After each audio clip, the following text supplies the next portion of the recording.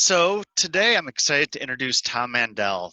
Tom's someone I met through the Northern Colorado Manufacturing Partnership, and he has a long history of working with manufacturing businesses in a leadership capacity. I've really enjoyed the thoughtfulness that he's brought to the table from all of his experience. We've had a number of good conversations about how to make good manufacturing companies better. And I thought today would be an awesome opportunity for me to interview Tom and talk a little bit about some of his philosophies around leadership and making companies stronger through their awesome assets, which are their employees. So, Tom, thanks for joining us today. It's my pleasure, Ben. And thank you for all the work you're doing in the NOCO Manufacturing Partnership as well. You bet. So I just want to start with, as far as leaders go, could you give me a little definition in from your perspective? What is a leader? Yeah, that's a great question. And of course, there's a lot of definitions. The one I like to use, though, is leadership is essentially influence. And that can be good, that can be bad. But everybody is a leader in essence, because everybody has the opportunity to influence others around them. And in regards to that, you've spoken before about getting the right people on the bus. What does that mean to get the right people on the bus? Okay, great. Yeah. If you don't mind, I'd like to touch on the one preceding it, which is, again, another principle from a book that a lot of people may be familiar with, Good to Great. The first principle among great companies is really the leader themselves exhibiting deep personal humility and yet strong ambition for the organization. That's fundamental and essential within any high-performing organization. Next, then, is what you're referring to, getting the right people on the bus and in the right seats. What that means is, and by right people, we're talking about people that share the behavioral values of the organization and have the knowledge, skills, and drive, to be successful in the specific role that they find themselves. Absolutely critical, and it's often overlooked, especially the behavioral values part. Somebody would be looking for somebody that just has, okay, they have, they know how to do this job, they've done it before, but if they don't fit from a cultural standpoint, it'll be a train wreck. Do you have any thoughts about when you have the right people that are in the wrong seats of the bus? Yeah. That's happened a number of times. That's actually a better problem to have, if you will. Having the right people, within the organization. If you're a large enough organization and you have, other positions or other opportunities, you want to hold on to that person and move them into a position that uniquely takes advantage of their strengths.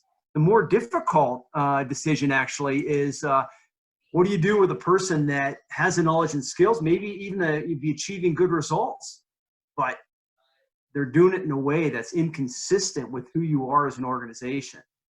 And I would suggest to you the best thing you can do, you can try to help that person, but it's very difficult to change who a person is. Usually what you have to do is move them on to another organization where their particular values would be accepted. I think this relates to another question I have for you.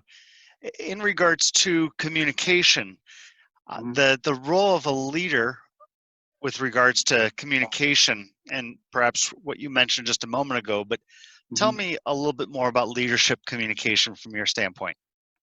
Yeah, super, super important. One of the most important things a leader can do.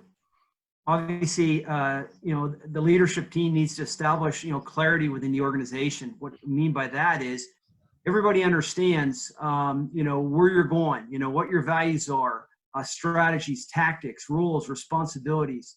And then that information then is communicated repeatedly throughout the organization. You can't just do it one time and expect folks to say, oh yeah, I got it, and we're off to the races. But rather it's something that you need to again impress again and again and again. But it's a beautiful thing when, again, you have the right people in the right seats and people understand, their part, in the organization.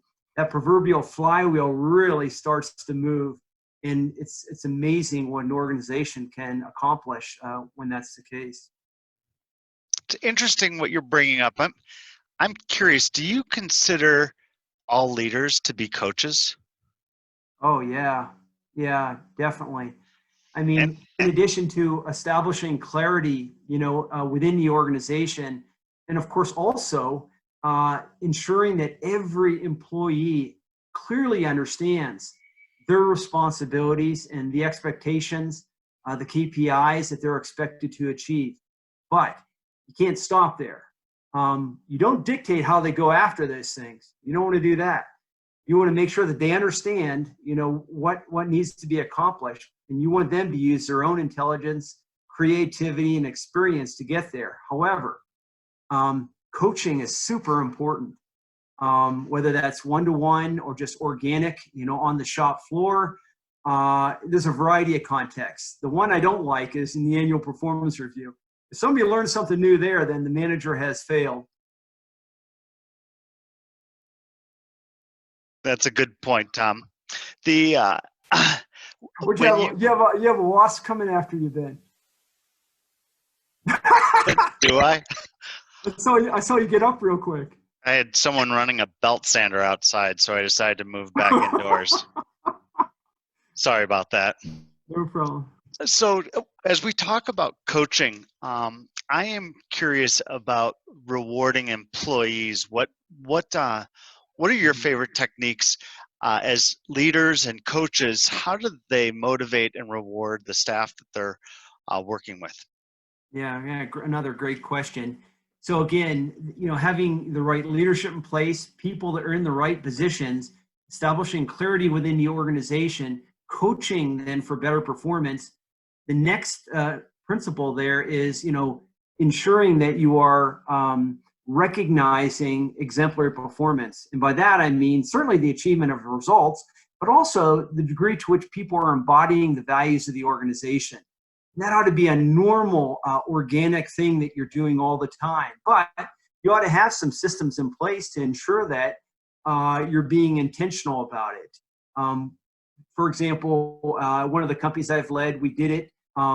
We had all the employees were able to recognize each other for how their teammates were exemplifying the values of the organization, or how they went over and above to achieve results that were important to the customer. And then we would publicly recognize those folks, on a regular basis. It was a lot of fun. Everybody would do that. And two things. One is a person feels really good. You know what? We all need encouragement. Everyone needs encouragement, right? And we usually gave, gift cards and things like that just to reinforce it. But by doing that, you're also kind of establishing expectation for the rest of the organization, saying, hey, look, these are the kinds of things that we really value. And so it kind of indirectly also communicates, the expectation, I guess, that we like to have of every employee. That's excellent. It it brings up another question that you talk about rewarding employees, but one of the Mm-hmm. struggles I've had as a leader and as a Mm-hmm. coach is that I sometimes tend to allow my employees not achieve the goals that I've set out for them, that I'm too much of a softie a little bit. And we've Yeah. talked briefly about this before. What are your thoughts about leadership when you're dealing with, shall we say, mediocre performance? Yeah, yeah, and of course, recognizing exemplary performance is lots of fun, and leaders generally enjoy doing that. And if they have a process in place to ensure that they're being intentional, that comes easy. But yeah, not holding employees responsible or accountable for achieving, the results or exhibiting the behaviors that are expected within the organization is a big disservice, not only to the organization, but to the colleagues of that employee and to the employee, him or herself.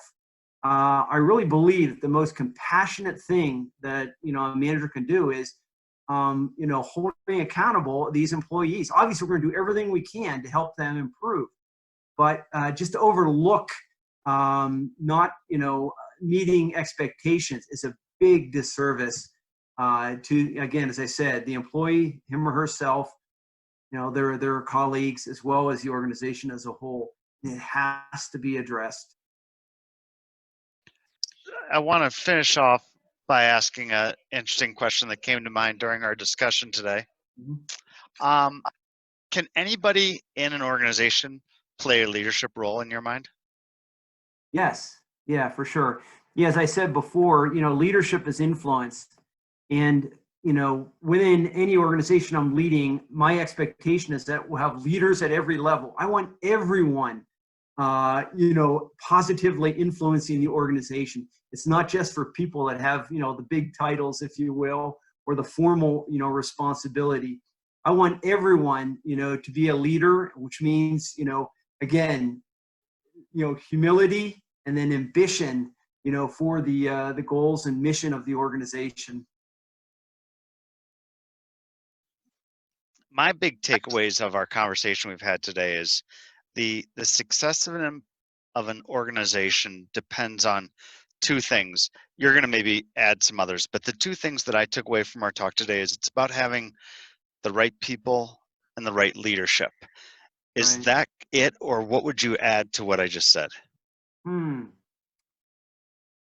Well, it certainly starts there, because not that leadership or being in let's say a leadership position or even having a formal title is important of itself, because everyone's role is important within the organization. However, if a leader does well and embraces these principles, everyone will benefit from that. And that's why good leadership is so important. When the leader gets better, everyone gets better. It also makes for a much better work environment. The second principle, yes, being in the right spot that is consistent with your behavioral values and that's a fit with your unique strengths. And you feel the wind go through your hair. You're feeling good. You're killing it. It's just an awesome thing. And being in organizations like that is a blast. People coming up with great ideas and doing stuff you would have never thought of. And, in the business, in this case, achieving great results. It's fun to be a part of. That's awesome. Thom, great information you've shared with us today. Anything else you would like to leave us with before we wrap this up? Uh, Not really. It's Thank good you. stuff. Pleasure to be with you. You bet. So, Thom, again, I want to also thank you for your service. You're a board member at Manufacturers Edge, one of our premier, it's the premier Mhm. manufacturing organization in Colorado. So thank you for doing Yeah, that. And my I will pleasure. also tell people that you are someone that I think anybody could come to in regards to what we were talking about today with leadership. You're an expert Mhm. in manufacturing, someone I look up to. Thank So you. I will Thank you. just offer that out to everybody as well. And Thom, thank you so much for your time today. Well, thank you, Ben. You're very kind. Take care. Great. Thanks.